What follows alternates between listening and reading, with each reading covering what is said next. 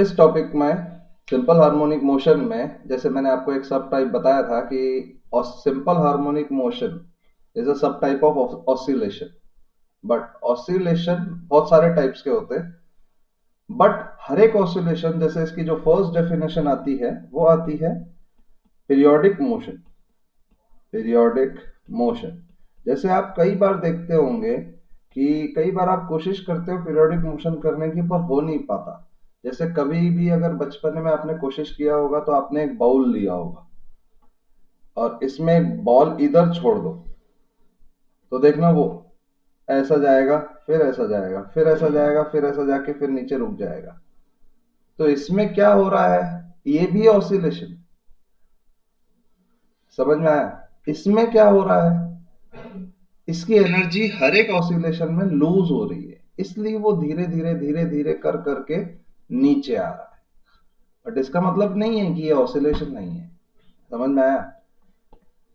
पर ये पीरियोडिक नहीं है क्योंकि एक फिक्स्ड इंटरवल में ये ऐसा नहीं हो रहा। देखो अब मैं तुमको एक डेफिनेशन से स्टार्ट करते हैं। Let's start with the topic और फिर अपन समझेंगे क्या होगा क्या नहीं होगा, हर एक डेफिनेशन कैसे चलती है, क्या चलती है। ठीक है, चलो फिर लिखो। When a body when a body or a moving particle repeats its motion along a definite path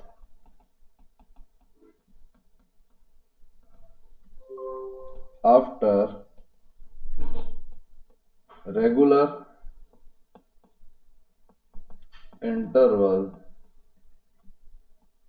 of time, after regular interval of time। ठीक है, ये चीज आपको समझ में आई? After regular interval of time, यहां तक आपको ये चीज समझनी है। ठीक है, समझ में आया सबको? Its motion is said to be a periodic motion. यहां तक बात समझ में आई? ये है to be periodic motion. Its motion is said to be a periodic motion. आपको यहां तक बात समझ में आ रही है? फिर and interval of time, interval of time is called time period. ये बहुत काम की चीज है, टाइम पीरियड। ये आपको आज समझ में नहीं आएगी पर अभी जैसे जैसे हर एक ऑसिलेशन का अपना एक टाइम पीरियड होता है और हार्मोनिक मोशन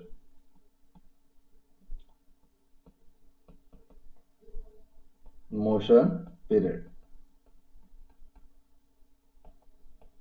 ठीक है, और it is denoted by capital T. मतलब path can be circular, linear, elliptical, कैसा भी पाथ हो सकता है। Every path can be periodic, मतलब कोई भी पाथ वो रेगुलर इंटरवल में फॉलो करे तो उस पाथ को हम पीरियोडिक कहेंगे। क्या बोला मैंने? कोई भी पाथ को वो रेगुलर इंटरवल में फॉलो करे उस पाथ को हम पीरियोडिक कहेंगे। इसका मतलब ये नहीं है कि एक ही जैसा पाथ पीरियोडिक है। ये पाथ ऐसा भी हो सकता, ये पाथ ऐसा भी हो सकता। तुम मान लो चल रहा है तो तुम 1 किलोमीटर 20 मिनट में या 15 मिनट में चल रहा है तो और कंटिन्यूस चल रहा है तो ये पीरियोडिक है। तुम 1 किलोमीटर आगे जा रहे हैं, वापस इधर आ रहे हैं, ये जा रहे हैं, वो जा रहे हैं, तो इट्स अ पीरियोडिक मोशन। मतलब 1 सेकंड में आप 3 स्टेप ले रहे हैं तो दूसरे सेकंड में भी आप 3 स्टेप लोगे। ये सब टाइप के जो भी मोशंस है, ये सब मोशन पीरियोडिक मोशन है। Got my point? बोलो। अब आता है नेक्स्ट डेफिनेशन जो कि है ऑसिलेटरी मोशन। ऑसिलेटरी मोशन ये कैसा होगा? ध्यान से देखोगे तो देखो इसका डेफिनेशन तो बहुत ही शानदार है। इसका डेफिनेशन तो बहुत शानदार है। To and fro, to and fro type of motion is called an oscillatory motion.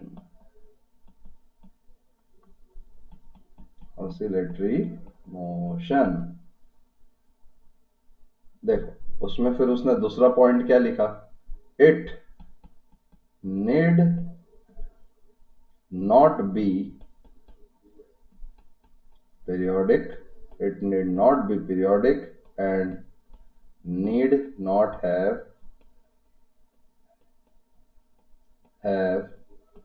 fixed extreme positions.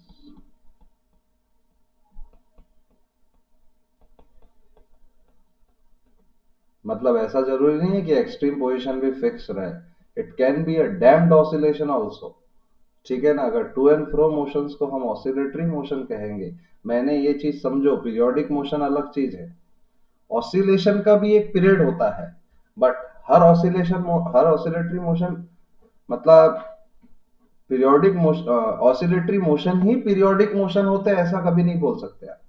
मैंने क्या बोला, ऑसिलेटरी मोशन ही पीरियोडिक मोशन होते हैं ऐसा आप कभी नहीं कह सकते। आपको पॉइंट समझा कि आप ये भी बोल सकते कि it need not be a periodic and need not have fixed extreme positions. ठीक है, इस टाइप के ऑसिलेशंस को अपन डैम्प्ड ऑसिलेशन भी बोलते हैं, आगे अपन आएंगे। ठीक है, इसमें एनर्जी लॉसेस होती है। ठीक है ना, इसमें एनर्जी लॉसेस होती है, जैसे फॉर एग्जांपल आप बोल सकते हैं pendulum clock on a wall. For example आप क्या बोल सकते हैं, motion of pendulum of a wall clock, ये ऑसिलेशन है। देखना वो फिक्स्ड ऑसिलेशन चलता है ऐसा, tiding tiding tiding tiding tiding tiding tiding tiding, वो देखना वो फिक्स ऑसिलेशन चलता है। तो ये चीज आपको समझना बहुत जरूरी है कि it motion of a pendulum clock of a wall. ठीक है, यहां तक आप समझे, पक्का, ये चीज आपको समझना चाहिए। ठीक है, देखो अब फिर आता है नेक्स्ट पॉइंट इसी का। नेक्स्ट पॉइंट क्या आता है, देखो the oscillatory motions, the oscillatory motions in which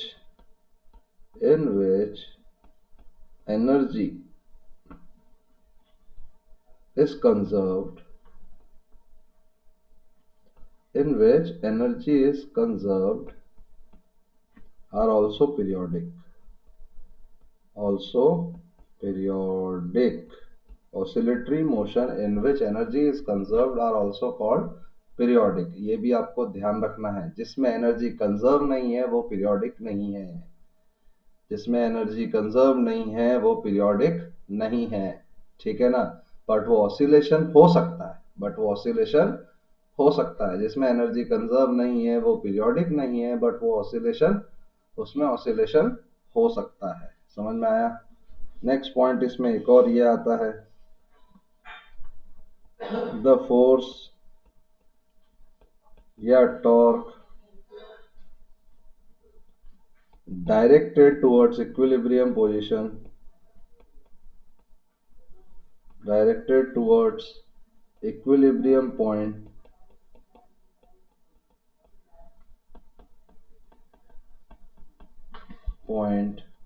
acting in oscillatory motion, acting in oscillatory motion is called restoring force, restoring force is called restoring force और torque। ठीक है, यहां तक आप समझे। इसमें ऐसा भी बोलते हैं कि जनरल ऑसिलेटरी मोशन जो होता है वो अभी अपन आगे बात करेंगे। ठीक है, general oscillatory motion, simple harmonic motions किस किस टाइप के होते हैं, कैसे कैसे होते हैं, आप सिंपल हार्मोनिक मोशन को आप कैसे देखते हैं, कोई भी इक्विलिब्रियम पोजीशन पे अगर बॉडी है, equilibrium position, stable equilibrium, sorry equilibrium नहीं, इक्विलिब्रियम भी तीन टाइप के देखे थे अपन, एक ने न्यूट्रल, एक ना स्टेबल, एक ना अनस्टेबल। अनस्टेबल इक्विलिब्रियम पे कभी भी ऑसिलेशन नहीं, सिंपल हार्मोनिक मोशंस नहीं होते। सिंपल हार्मोनिक मोशंस का एक टॉपिक का एक बहुत ही बड़ा फायदा है, जहां जहां पे भी आपको स्टेबल इक्विलिब्रियम दिखा, जहां जहां पे भी आपको स्टेबल इक्विलिब्रियम दिखा, वहां पे सिंपल हार्मोनिक मोशन होगा और वहीं से वो क्वेश्चन बनता है। तो फोर्स और torque directed towards equilibrium position, equilibrium point acting in oscillatory motion is called restoring force. यहां तक आप पॉइंट समझे? Is called restoring, restoring force बोलते हैं, रिस्टोरिंग फोर्स और टॉर्क। ठीक है, फिर एक नेक्स्ट डेफिनेशन आती है जो कि सब डेफिनेशन भी बोल सकते हैं आप इसको, damped oscillation. Damped oscillation, damped oscillation का मतलब क्या होता है? are those in which energy is consumed,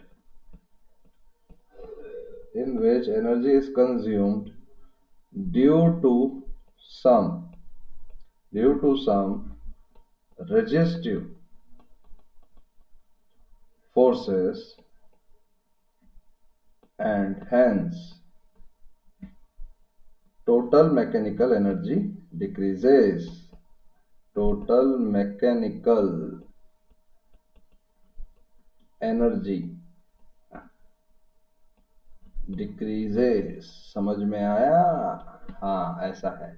damped oscillation वो होता है जैसे आपने कुछ भी देख लेना, एक को ऐसे एक डंडा पकड़ो, और इसको हिला दो, देखना हो ऐसे टड़ेंग टड़ेंग टड़ेंग टड़ेंग टड़ेंग टड़ेंग टड़ेंग के बाद रुक जाएगा। तो जनरली जितने भी आप ऑसिलेशंस देखते हो डे टू डे लाइफ में, उनको पीरियोडिक रखने के लिए हम एक्सटर्नल एनर्जी देते हैं। आपने कभी ये फील किया गया? जितने भी आप ऑसिलेशंस देखते हो अपने डे टू डे लाइफ में, जैसे वॉल क्लॉक का जो पेंडुलम है, हाँ, उसको आप पीरियोडिक रखने के लिए एनर्जी देते हो, क्योंकि वो हर एक ऑसिलेशन में अपनी एनर्जी लूज कर रहा है, और लूज करेगा तो कुछ टाइम बाद रुक जाएगा, लूज करेगा तो वो कुछ टाइम बाद रुकेगा। पर अगर वो रुके ना, अगर हमें उसे रुकने नहीं देना है, तो जितनी एनर्जी वो हर ऑसिलेशन में लूज कर रहा है, अगर वो कंटिन्यूसली हमने उसको एनर्जी देते गए, तो वो मोशन हमेशा ही पीरियोडिक रहेगा। ऐसा है वो। समझ में आया? This is the concept. ये क्वेश्चन भी आपको आ सकता है कि इन एवरी ऑसिलेशन, जैसे एक ऑब्जेक्ट वो पेंडुलम कर रहा है, पेंडुलम जैसा मोशन कर रहा है, वो ऐसा भी आपको क्वेश्चन पूछ देगा कि in every oscillation he is, how much energy he is losing, or how much energy we have to give to that machine so that this pendulum remains in its periodic motion।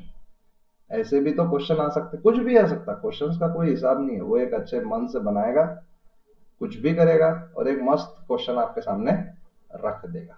तो यहाँ पे आपने सारे oscillations के ये oscillatory motion की definition देख ली। ठीक है, तो लेट्स स्टार्ट। जो जिस टॉपिक का ये नाम है सिंपल हार्मोनिक मोशन, उससे अपन इस टॉपिक को स्टार्ट करते। चलो, ये टॉपिक को स्टार्ट करते वक्त बहुत सही टॉपिक है ये, तो काफी आपको मजा भी आएगा ये टॉपिक पढ़ने में। That is simple simple harmonic motion. ठीक है, ये टॉपिक पढ़ने में आपको काफी मजा आएगा और काफी इंटरेस्टिंग टॉपिक है। और मेरा तो ये मानना है, जहां जहां भी स्टेबल इक्विलिब्रियम दिखा, स्टेबल इक्विलिब्रियम मतलब ये वाला हिसाब किताब, ये बॉल है, अब बॉल को तुम इधर से थोड़ा सा इधर लाओ, वापस बॉल अपनी जगह पे आ जाएगा ना। तो जो भी जहां पे भी ऐसी चीजें है, वहां पे एसएचएम है। समझ में आया? जहां पे भी ऐसी चीजें है वहां पे एसएचएम है। देखो मैं बताता हूं आपको एसएचएम का मस्त डेफिनेशन। देखो, एसएचएम जैसे इसको ऐसे भी लिख सकते हैं, जनरल ऑसिलेटरी इक्वेशन क्या होती है, मैं इसको आपको ऐसे ही बता देता। जनरल ऑसिलेटरी मोशन की इक्वेशन क्या होती है? f equal to minus k x की power n, where n belongs to 1, 3, 5 odd natural numbers, आप बोल दो ऑड नेचुरल नंबर्स, ठीक है। ये जनरल ऑसिलेटरी की इक्वेशन है। But the necessary the equation for SHM, equation for SHM is f equal to minus kx. Equation for SHM is f equal to minus kx, ये है। तो इसका definition भी क्या आता है, यही आता है। When a restoring force, इसका डेफिनेशन लिख लो। When a if when the restoring force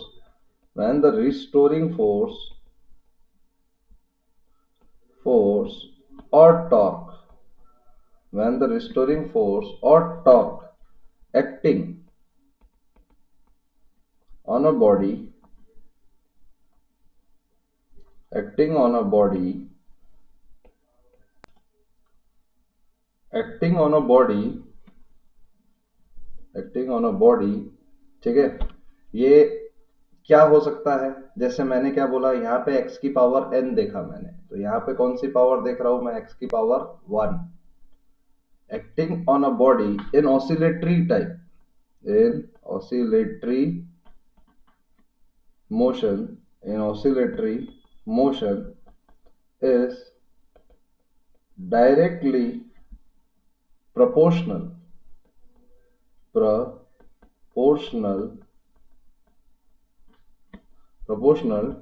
to displacement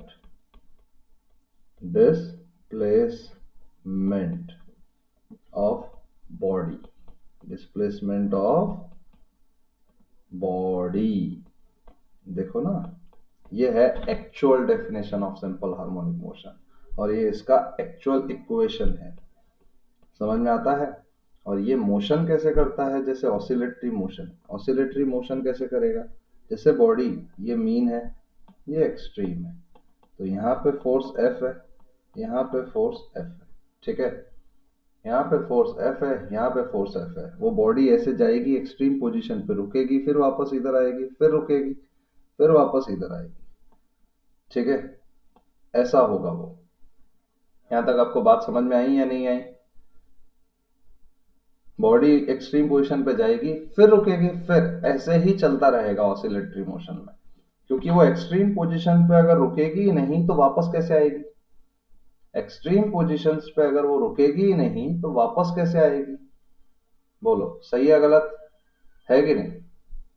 तो आपको ये भी बेस्ट समझना है, ठीक है। इसमें दो टाइप्स के एसएचएम होते हैं, एक लीनियर एसएचएम और एक एंगुलर एसएचएम। आपको धीरे धीरे सिखा दिया जाएगा, लीनियर एसएचएम और एक एंगुलर एसएचएम, ये आपको इस टॉपिक में पढ़ने हैं। तो इस इक्वेशन को आप देखोगे तो कैसा लगेगा, F इक्वल टू, तो ये K है फोर्स कांस्टेंट, K है फोर्स कांस्टेंट, ठीक है। और X क्या है, डिस्प्लेसमेंट, X है डिस्प्लेसमेंट, ठीक है। तो आप देखो इस इक्वेशन को आप अब लिखते कैसे हो। क्या फोर्स को हम लिख सकते हैं mass into acceleration equal to minus K X, क्योंकि आप एक चीज देखो, जब भी वो मीन पोजीशन क्रॉस करेगा, जब भी वो मीन पोजीशन क्रॉस करने की कोशिश करेगा, उसको पीछे कोई ना कोई एक फोर्स लगाएगा। जब भी वो मीन पोजीशन क्रॉस करने की कोशिश करेगा, पीछे कोई ना कोई एक फोर्स लगाएगा। बोलो, जब भी मीन पोजीशन क्रॉस करने की कोशिश करेगा, कोई फोर्स पीछे लगाएगा उसको, करेक्ट, पीछे फोर्स लगाया। तो आप एक चीज देखिए, तो एक्सेलरेशन को आप क्या लिख सकते हैं, d2x by D T square minus K X, सही है। तो ये भी हो सकता है d2x by D T square plus K by M into X equal to zero, plus K by M into X equal to zero. ये है, ये जो इक्वेशन है ना, ये इक्वेशन है डिफरेंशियल इक्वेशन ऑफ एसएचएम। ये मैथमेटिकल है, differential equation of SHM, H M. ये है differential equation of S H M. मतलब एस एच एम क्या है? एक तो डायरेक्टली प्रोपोर्शनल है, पहली बात तो डिस्प्लेसमेंट के, यही उसकी डेफिनेशन है। ऑसिलेटरी देखो, ऑड मल्टीपल ऑफ क्या बोल सकते हैं अपन, ऑड नेचुरल नंबर्स। यहाँ पे ऑड नेचुरल नंबर्स अगर आप देखोगे तो f इक्वल टू माइनस के की पावर के एक्स की पावर n, बट उसमें सिर्फ अगर n इक्वल टू 1 रहा, या तो आप इधर भी बोल सकते हैं in this n equal to 1, सिर्फ n इक्वल टू 1 वाले जो ऑसिलेटरी मोशन है वो ही तो एसएचएम है। तो इससे हम ये भी जस्टिफाई कर सकते कि हर ऑसिलेटरी मोशन एसएचएम नहीं है, पर हर एसएचएम ऑसिलेटरी है। अंडरस्टूड? तो ये चीज यहां से जस्टिफाई होती है। और इसको अपन कैसे लिखते हैं? d2x by D T square plus omega square X, ठीक है, equal to 0, where omega is equal to root K by M, where omega is equal to root K by N. तो ये फॉर्मूला याद रखना है कि नहीं? ये बहुत मजा आता है, ठीक है ना? जैसे एसएचएम क्या होता है लीनियरली, जैसे एसएचएम ऐसा होगा, ये लीनियर एसएचएम है। जैसे ये मीन पोजीशन, ये एक्सट्रीम पोजीशन, ये एक्सट्रीम पोजीशन, ये भी एक्सट्रीम पोजीशन,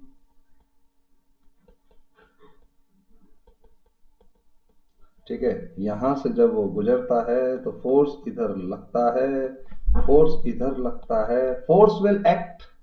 आप एक चीज समझो, F equal to minus K x, आप फील करो चीजें।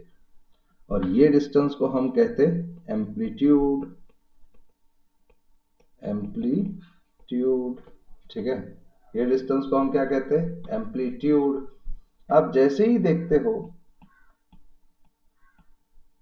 ये मीन पोजीशन है, ठीक है, और ये एक्सट्रीम पोजीशन है, अगर इसका डिस्प्लेसमेंट इधर है, मान लो डिस्प्लेसमेंट इन पॉजिटिव डायरेक्शन, आप थोड़ा सा कोशिश करो, देखो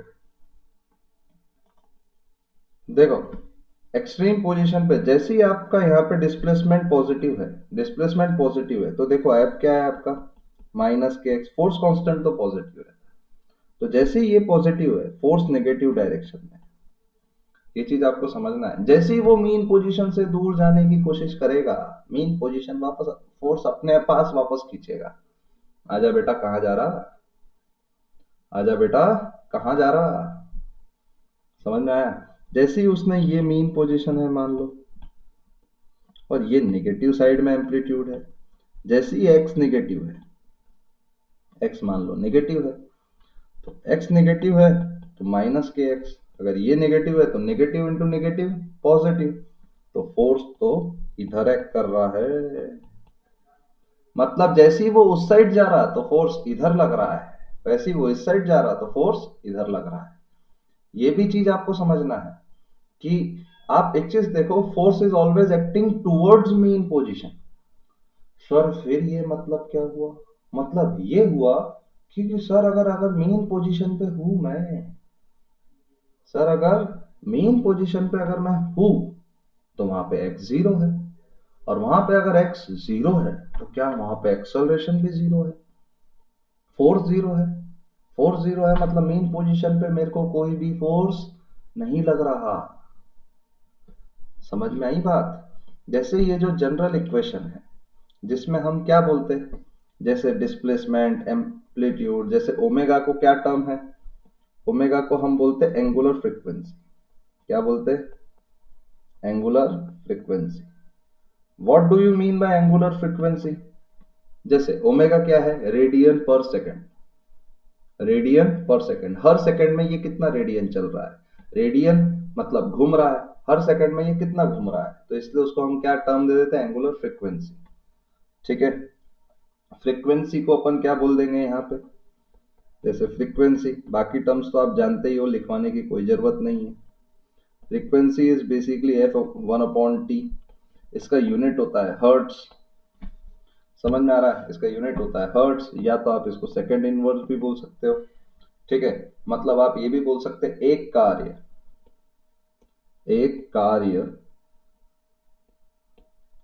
1 सेकंड में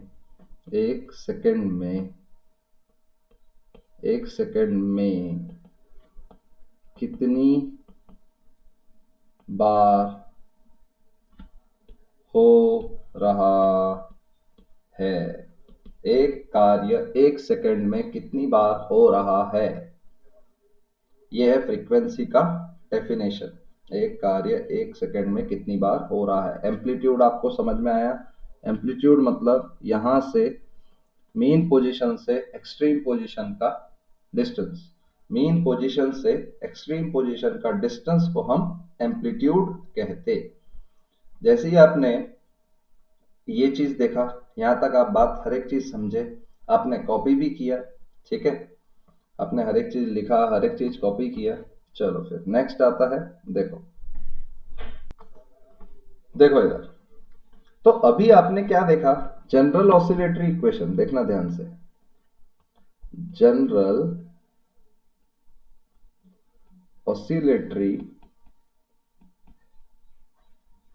जनरल ऑसिलेटरी मोशन क्या था, F equal to minus K X की पावर n, ये है। फिर n is equal to 1 3 5 dot dot dot dot dot dot odd multiples, ठीक है ना। ऑड मल्टीपल्स नहीं बोल सकते, ऑड नेचुरल नंबर्स बोलेंगे इसमें। क्या बोलेंगे, ऑड नेचुरल नंबर्स। और इसी में से जब n इक्वल टू 1 रहे, इस चीज को हम बोलते SHM, मतलब F equal to minus K x. इससे अपन ने जनरल डिफरेंशियल इक्वेशन क्या निकाला था, d2x by D T square plus omega square X equal to 0। ये जनरल इक्वेशन अपन ने यहां से निकाला था। तो यहां से एक चीज समझ में आती है कि बाय सॉल्विंग दिस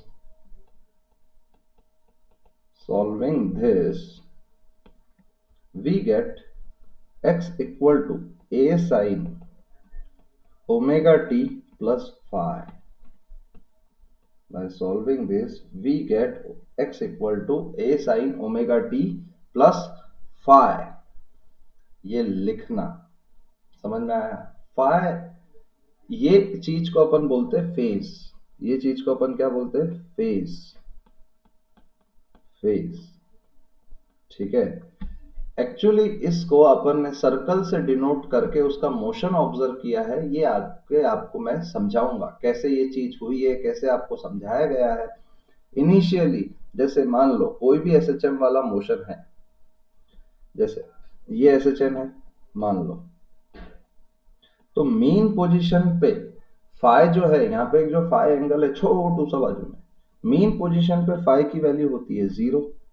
जब बॉडी यहां से यहां जा रही है, इनिशियली फाई मतलब बॉडी इनिशियली कौन से पोजीशन पे है और उसके करस्पॉन्डिंगली उसका एंगल क्या है। क्या समझे फाई का मतलब, फाई का मतलब यही है, सिंपल। आप थोड़ा सा समझो बात को। फाई का मतलब है बॉडी हमेशा एसएचएम स्टार्ट करेगी क्या मेन पोजीशन से करेगी क्या, नहीं, बॉडी हमेशा कभी भी स्टार्ट मेन पोजीशन से करे ऐसा कतई जरूरी नहीं है।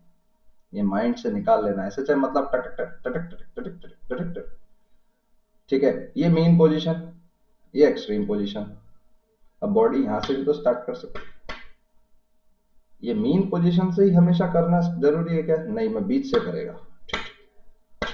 समझ में आया, नहीं, मैं बीच से करेगा, ठीक है। ये चीज आपको समझना भी जरूरी है कि वो कहीं से भी स्टार्ट करे, उसके corresponding at t equal to 0 angle क्या है, उस एंगल को हम फाई कहते हैं। उस एंगल को हम फाई कहते हैं। देखो फिर ये अपना जनरल इक्वेशन आया, x equal to A sine omega t plus phi. क्या है अपना general equation, x equal to A sine omega t plus phi. इससे अपन ने क्या किया, डिटेल डिस्कशन किया कि what do you mean by SHM और मोशन होता कैसा है, ठीक है। तो जैसे हमको ये पता चला कि यहाँ पे x 0 है, x 0 है। यहाँ पे देखा जाए तो ये अपन ने मान लिया एक्सट्रीम पोजीशन है, एक्सट्रीम पोजीशन, थोड़ा सा ढंग से समझना। ये माना अपन ने एक्सट्रीम पोजीशन है, ये भी माना अपन ने एक्सट्रीम पोजीशन है, ये एक साइड की एक्सट्रीम पोजीशन है तो ये दूसरे साइड की एक्सट्रीम पोजीशन है। थोड़ा सा ढंग से समझना क्योंकि काफी इंटरेस्टिंग पार्ट है। ठीक है, जैसे ही एक्स जीरो आपने रखा, क्योंकि आपने क्या माना, फोर्स क्या है, माइनस के एक्स, फोर्स क्या है, माइनस के एक्स। ठीक है, क्योंकि आप अभी सिर्फ कौन से चीज की स्टडी कर रहे हो, एस एच एम। आप यहाँ पे कौन से चीज की स्टडी कर रहे हो, एस एच एम। ठीक है, तो आप देखोगे जब x जीरो है, x अगर जीरो है तो फोर्स जीरो है, यहाँ पे फोर्स जीरो है। अगर फोर्स जीरो है तो दिस करस्पॉन्ड्स एक्सेलरेशन जीरो।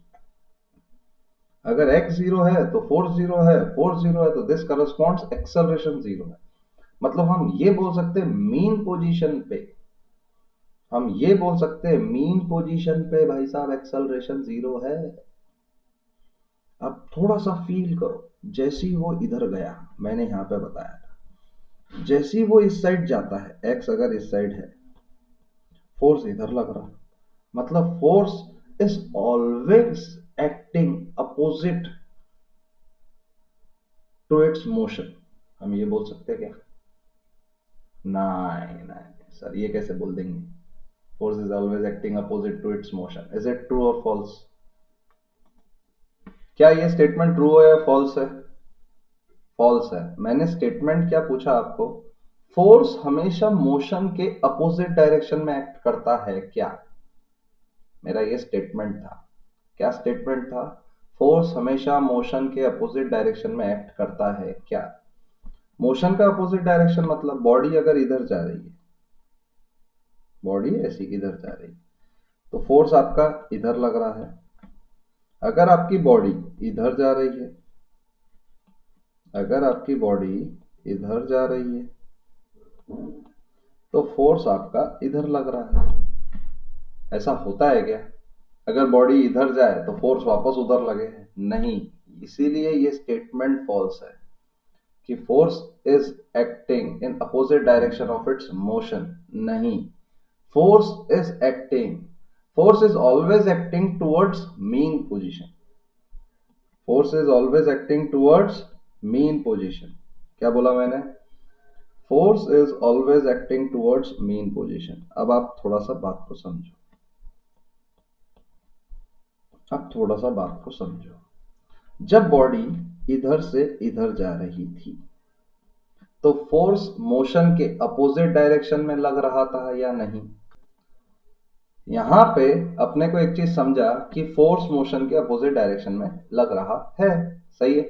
अभी मैंने एक स्टेटमेंट पूछा, क्या फोर्स मोशन के अपोजिट डायरेक्शन में लग रहा है? हाँ, समझा हमको। मतलब अगर हम यहाँ पे एक चीज देखें कि यहाँ पे जब बॉडी गुजर रही थी तो यहाँ पे जब वो टर्न लेगी तो एक्सट्रीम पोजीशन पे क्या स्पीड जीरो होनी जरूरी है, क्योंकि उसके बिगड़ तो वो टर्न ले ही नहीं सकता। तो मेन पोजीशन पे स्पीड क्या है, मैक्सिमम। मेन पोजीशन पे स्पीड मैक्सिमम है, ये चीज आप ध्यान रखिएगा। तो यहां से यहां तक स्पीड गिर रही है, ये मोशन में स्पीड क्या हो रहा है, गिर रही है। और एक्सेलरेशन का मैग्नीट्यूड बढ़ रहा है, क्योंकि जितना ज्यादा मेन पोजीशन से दूर उतना ज्यादा फोर्स और उतना ज्यादा एक्सेलरेशन, और वो मोशन के अपोजिट डायरेक्शन में लग रहा है, इसलिए वो बॉडी को रोकने की कोशिश कर रहा है एक्सट्रीम पोजीशन तक। जैसे ही वो पलटा, अब जैसे यहां पे तो उसकी स्पीड जीरो थी, बट फोर्स इधर लग रहा था, बट फोर्स इधर लग रहा था, तो क्या वो वापस स्पीड को बढ़ाएगा? क्या वो वापस स्पीड को बढ़ाएगा? बोलो। यस सर, वो वापस स्पीड को बढ़ाएगा। वो अगर वापस स्पीड को बढ़ा रहा है, अगर वो वापस स्पीड को बढ़ा रहा है तो यहां से यहां तक force is acting in the direction of motion. समझ में आया? तो हमेशा आप ऐसा बोलोगे कि force opposite direction of motion के लग रहा है तो ये फॉल्स है। Here force is acting in the direction of motion, तो वापस वो यहां आएगा और उसकी स्पीड यहाँ पे मैक्सिमम रहेगी, मतलब यहाँ पे उसका एक्सेलरेशन गिर रहा है और स्पीड बढ़ रही है। यहाँ पे उसका एक्सेलरेशन बढ़ रहा है, एक्सेलरेशन घट रहा है और स्पीड बढ़ रही है। सर वापस अगर यहाँ गया तो वापस अगर यहाँ गया तो यहाँ पे वापस जा रहा है, पहले यहाँ गया, फिर वापस यहाँ गया, फिर वापस यहाँ गया। अब देखो वापस मोशन के अपोजिट डायरेक्शन में फोर्स, तो वापस एक्सट्रीम पोजीशन पे क्या स्पीड जीरो। यहाँ पे अपन बोल सकते हैं स्पीड गिर रही है और एक्सेलरेशन बढ़ रहा है, क्योंकि यहाँ पे टेंडेंसी है उसकी मीन पोजीशन से दूर जाने की। ठीक है, तो मीन पोजीशन के पास जाएगा तो स्पीड वापस बढ़ेगी और एक्सेलरेशन वापस घटेगा। ये है 4 टाइप केस में। जीरो से, जैसे स्पीड मैक्सिमम से मिनिमम, मिनिमम क्या बोले, जीरो, जीरो से मैक्सिमम, मैक्सिमम से वापस जीरो, जीरो से मैक्सिमम, ये ऐसे चलो tiding tiding tiding tiding tiding tiding tiding tiding. ये मोशन आपको समझना है। यहां से यहां तक का जो मैक्सिमम या एक्सट्रीम मतलब ये भी बोल सकते हैं कि आप ओरिजिन से उसका मैक्सिमम जो डिस्प्लेसमेंट है उसको आप एम्पलीट्यूड बोलते हैं। उसको आप क्या बोलते हो, एम्पलीट्यूड ऑफ एसिलेशन। मतलब ये ओरिजिन से मैक्सिमम कितने एम्पलीट्यूड पे ट्रेवल कर रहा है। यहाँ तक आपको क्लियरली समझ में आ गया होगा हर एक पार्ट। ठीक है ना, इसका इक्वेशन अपन ने ये भी निकाला था। ठीक है, ये पार्ट आपको स्टडी करना है ढंग से, आपको समझना भी है, आपको ये भी सोचना है कि ये मोशन कैसा है। F इक्वल टू के एक्स, इट्स अ लीनियर, मतलब force is directly depend on the displacement. ठीक है, तो फोर्स अगर डायरेक्टली डिपेंड है और साइन माइनस है, माइनस साइन का मतलब क्या है कि it is always acting towards mean position. Force is always acting towards mean position. यहां तक आपको आई थिंक सबको समझ में आ गया होगा। ठीक है, तो यहां तक याद रखेंगे। आज मैंने सिर्फ आपको इंट्रोडक्शन ऑफ एसएचएम करवाया। नेक्स्ट क्लास में मैं आपको सारे के ग्राफ्स बनवाऊंगा और इक्वेशंस लिखवाऊंगा, और उसके बाद हम थोड़ा सा कैलकुलेशन भी देखेंगे, कौन सा एंगल कैसा रहता है, कब बॉडी स्टार्ट कैसे करती है। ठीक है, तो नेक्स्ट क्लास में हम थोड़ा सा और डिस्कस करेंगे और फाइव पे भी सोचेंगे, व्हाट इज फाइव। ठीक है, तब तक के लिए stay tuned with our channel.